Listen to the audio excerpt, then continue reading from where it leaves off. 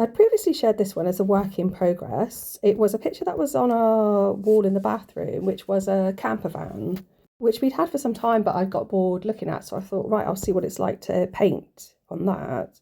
It's wooden, so it was interesting to see the different material. It's quite absorbent, so I had to do it in different layers. And I think it would be interesting to try and work with different types of wood as well to see how that was different. What I find quite funny about this one is because I'd started it 2 weeks ago, I'd forgotten what it was about, what the inspiration was, but I had written it on the back.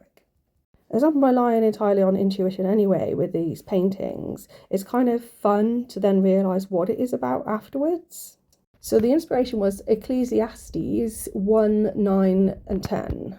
The whole section is referring to cycles. But specifically this section, the thing that has been, it is that which shall be, and that which is done is that which shall be done. And there is no new thing under the sun. Is there anything where it may be said, see, this is new. It has been already of old time, which was before us. So it's like my subconscious has gone, oh, this is new. You want to see new. Here are 50,000 different representations of her. New being Nut of Egyptian mythology, known as goddess of the sky and heavens. She is related to the cycles of life and death and rebirth, which is exactly what the text is talking about. And it talks in 4 about the earth abiding forever, things returning to the rivers and the sea, the wind whirling continually. And the main colours are blue, kind of silvery, green, so earth, water, sky, and then a bright pink mermaid right in the middle with like a crown on. And we're saying, hey, this is my territory. Do you want to come and play or have a look? The colour pink is often associated with this idea of love and the heart chakra.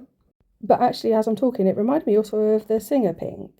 And I did read a story about the origin of her name, and whether it's true or not is that one of her friends hadn't seen a white girl's vagina before. So when he saw it, he exclaimed that it was pink. Not sure how true that is because you can't believe anything you read online. So there's the head of Nut emerging from what looks a bit like an omega symbol. And then she's also swooshing around that, like almost in a serpent in its tail here on the left, and with like a laughing mouth open. And beneath that, there's some more smaller lizards, including a blue watery one. To the right of that emerging omega Nut symbol are 2 more Nuts, one of which looks like it's got some green stuff coming out of its mouth, so it's speaking.